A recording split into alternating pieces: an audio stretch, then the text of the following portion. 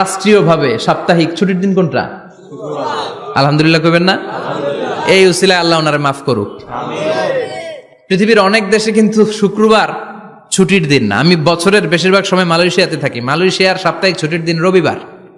খ্রিস্টানদের সাথে অনেক বিজনেস তাদের মেনটেন করতে হয়, তো তারা যদি শুক্রবারে ছুটির দিন করে তাহলে সপ্তাহে 2 দিন ব্যবসা বাণিজ্য কাটা পড়ে যায়।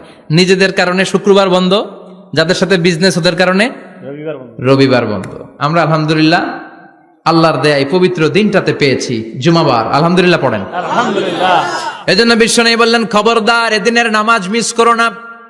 মান তারাকা সালাসা জুমাইন তাহাউনান, গাফলতি করে টানা 3টা জুমা যে ব্যক্তি মিস করলো, তাবা আল্লাহু ফি কলবিহি, রব্বুল আলামিন ওই লোকটার অন্তরের মধ্যে মোহর মেরে দেয়। ওয়া কুতিবা ফি জুমরাতিল মুনাফিকিন, মুনাফিকদের খাতায় তার নাম তুলে দেয়।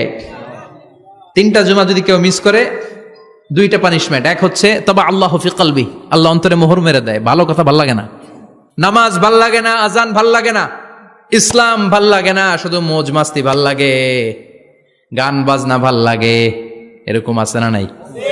জুমার নামাজে যায় না। আরেকটা হলো কুতিবা মিনাল মুনাফিকিন, মুনাফিকদের খাতায় নাম তুলে দেয়। আল্লাহ হেফাজত করো। আর জোরে পড়েন আমিন। আমিন। জুমার দিন আগে আগে মসজিদে আসবেন ইনশাআল্লাহ। সবাই রাজি? ইনশাআল্লাহ। আজকের মাহফিলটারে আমাদের নাজাতের ওসিলা বানাও। আমিন। এই মাহফিলের ওসিলায় আশেপাশে যত কবরস্থান আছে মুর্দেগানদের তুমি মাফ করো।